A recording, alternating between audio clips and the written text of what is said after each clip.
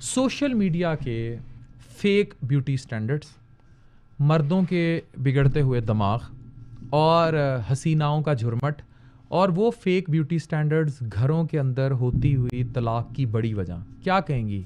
हाँ बिल्कुल 100%। अब ये तो आप, बल्कि मैं आपको बता रही थी कि जो मैंने टीन एजर्स के साथ जो अवेयरनेस टॉक की, उसमें मैंने उनको यही बताया कि आप लोग एक क्रेज़ी ऑसम वर्ल्ड में रह रहे हो जिसमें सोशल मीडिया का इतना प्रेशर है, इतने फ़िल्टर्स हैं, फ़िल्टर के बगैर अपना आप अच्छा ही नहीं लग रहा होता।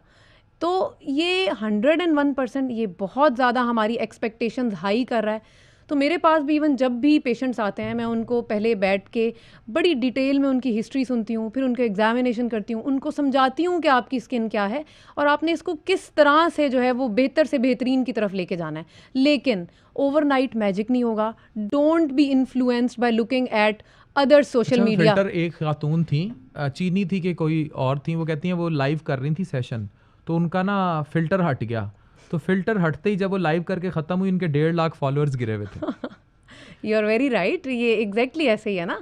तो इसीलिए पेशेंट की ना काउंसलिंग बहुत ज़रूरी है। That is why we are here for, कि हम जो क्वालिफाइड लोग हैं, हम लोगों में ये अवेयरनेस डेवलप करें कि देखें, रंग ठीक है, गोरे रंग का ज़माना कभी भी नहीं होगा पुराना, लेकिन कोशिश करें कि आप अपनी फ्लॉलेस स्किन, अच्छा टेक्सचर, इस चीज़ को मेंटेन करने की कोशिश करें। जब स्किन जो है वो उसका टेक्सचर अच्छा होगा तो ऑटोमेटिकली वो यही ग्लो शौहर करेगी। हजरात अगर अपनी बेगमात को सिर्फ इंस्टा की डीपी पर देखें ना, तो उन्हीं फिल्टर्स के साथ तो इनको इश्क हो जाए। पर मसला ये है कि वो इनके सामने जो है वो हर वक्त फिरती रहती हैं, तो वो कोई आज इतनी साइंस ने तरक्की नहीं की कि वो वहाँ भी फिल्टर लगा लें। हाँ, तो इन फेक ब्यूटी स्टैंडर्ड्स ने बहुत ज़्यादा काम खराब कर दिया। लेकिन बस फिर वही है कि आप अब क्योंकि इतना सोशल मीडिया प्रेशर है, तो आप बेसिक से शुरू करें और कंसिस्टेंट लड़कियां रहें। किन मसलों के साथ आती हैं ज़्यादा? बिल्कुल फ्रैंक ब्लंट मुझे बताएं कि लड़कियां सोसाइटी में क्या स्किन इश्यूज फेस कर रही हैं? सबसे ज़्यादा जो कॉमन आप कह लें कि कंप्लेंट है ना, मैं वही बता रही हूँ कि 100 में से 50% of my patients are having acne. फिर उसके बाद कॉम्प्लेक्शन, पेशेंट्स की ये बड़ी कॉमन कंप्लेंट होती है, हमारा रंग गोरा कर दें, शादी होने वाली है, एक्नी बहुत कॉमन है। फिर स्याहियों का प्रॉब्लम भी काफ़ी ज़्यादा है। हम एशियंस में, जो हम पाकिस्तानी, इंडियंस और जो ये हम इस एरिया के लोग हैं, उस हमारी जो स्किन है it is prone to pigmentation, तो ये भी बड़ा कॉमनली देखा गया है। तो मेनली जो है यही 3 कंप्लेंट्स हैं जो ज़्यादातर लड़कियां जिसके साथ आती हैं। और ऑब्वियसली बेसिक्स रूटीन फॉलो करके patients are very much satisfied, क्योंकि वो सोशल मीडिया को देख रहे हैं। ऑल्दो ये कि social media has its own pros and cons, लेकिन ये कि हर चीज़ आंखें बंद करके ना, वही जो मैं अपने पेशेंट्स को कहती हूँ कि कॉपी पेस्ट स्किन के रूटीन नहीं फॉलो करनी है आपने। एक पेशेंट है, उसकी नॉर्मल स्किन है, आपकी एक्नी प्रोन स्किन है, वही सीरम आप सोशल मीडिया पोस्ट पे देख के अप्लाई कर लेंगी विदाउट द एक्सपर्ट एडवाइस, आपको एक्नी के एकदम से ब्रेकआउट हो जाएंगे। 11, 12, 13 साल, स्पेशली 12, 13 साल, 14 साल की स्कूल गोइंग बच्ची, वो सोशल मीडिया पे देखती है इन्फ्लुएंसर्स को। इन्फ्लुएंसर्स इन्फ्लुएंस कर रहे हैं बहुत सारी कॉस्मेटिक की प्रोडक्ट्स को, डर्मा की प्रोडक्ट्स को, स्पेशली ब्यूटी केयर को, या कपड़ों को, या जूतों को। आपकी भी बेटियां हैं, मुझे ये बताएं, ये 12, 13, 14 साल की उम्र से अगर आपकी बेटी आपसे मेकअप किट मांग लेगी, तो हम वालिदैन कहाँ खड़े हैं? मैं आपको बता रही हूँ कि मैं आजकल की बच्चियों को ये नहीं कहूँगी कि तुम मेकअप ना करो, क्योंकि मुझे पता है कि उन्होंने सुनना ही नहीं है मेरी बात। तो फिर 12 साल की बच्ची भी नहीं सुनेगी। तो फिर अब करना क्या है कि हमने उसकी वे आउट ढूंढनी है, and the way out is कि आपने मेकअप जो है वो ओकेजनली करना है, once in a blue moon. Daily habit मत बनाओ। और अगर मेकअप करना है तो अपने जो मेकअप प्रोडक्ट्स हैं वो बहुत वाइजली चूज़ करने हैं। और मेकअप करने के बाद मेकअप रिमूवल बहुत ज़रूरी है। जैसे घर आएँ, फ़ौरन आके पहला काम ये करें कि अपना मेकअप रिमूव करना है, मेकअप को रिमूव करना है, और मेकअप के जो एप्लीकेटर्स हैं वो रूटीन से वॉश हों।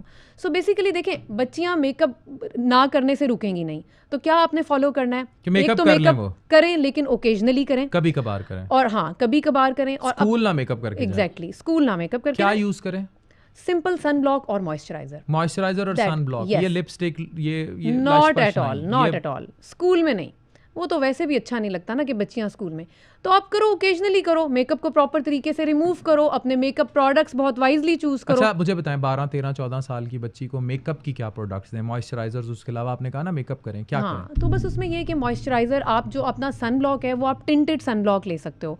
जो टिंटेड सनब्लॉक्स होते हैं उसमें हल्की सी वाइट कास्ट भी आती है, तो जो आपको टिंट टुंट लगाती हैं वो क्या? हाँ वही बता रही हूँ। तो टिंटेड सनब्लॉक ये होता है कि हल्का सा आपका जो कम्प्लेक्शन है वो 1 टोन इंप्रूव कर देगा, तो थोड़ा सा वाइट कास्टिंग आ जाएगी। फिर उसके ऊपर आप हल्का सा कॉम्पैक्ट पाउडर लगा के माइल्ड सा कोई टिंट जो है वो आप लगा सकते हो। That is all about it, that is all about it. अगर आप ये कर लो और घर आते ही प्रॉपर तरीके से अपना फेस वॉश करें किसी भी अच्छे salicylic glycolic acid face wash के साथ, तो इंशाल्लाह आपको कोई प्रॉब्लम नहीं होगा। लेकिन इसको रूटीन नहीं बनाना, बस this is the key point. और वाइजली। अच्छा, एक बड़ा अहम सवाल करने लगा हूँ। आजकल ट्रेंड है कोलाजन पाउडर्स का, बायोटिन का, और बहुत ज़्यादा इसको प्रमोट भी किया जा रहा है। ई कॉमर्स भरी पड़ी है कि कोलाजन पाउडर्स यूज़ किए जाएं, उसमें फिर बायोटिन इस्तेमाल किया जाए।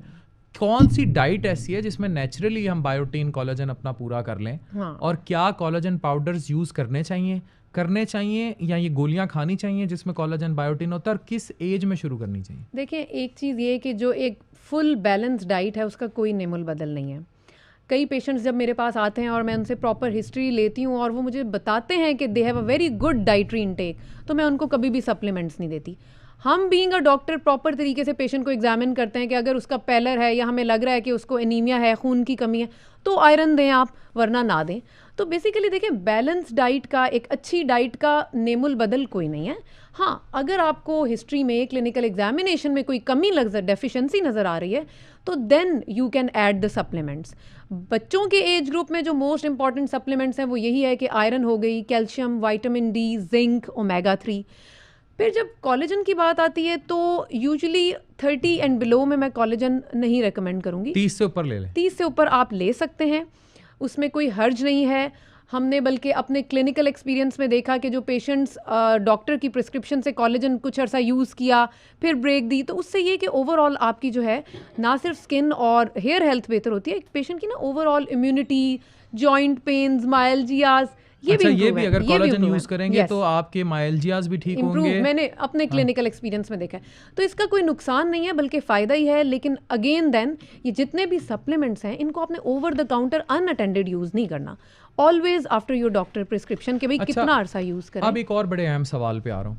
हमारे घरों में मुख्तलिफ़ किस्म के तेल का इस्तेमाल, जैसे कैनोला के तेल हैं, कुछ लोग कहते हैं देसी घी इस्तेमाल कर लो, कुछ ख़वातीन देसी घी मुंह पे मल लेती हैं, ठीक है।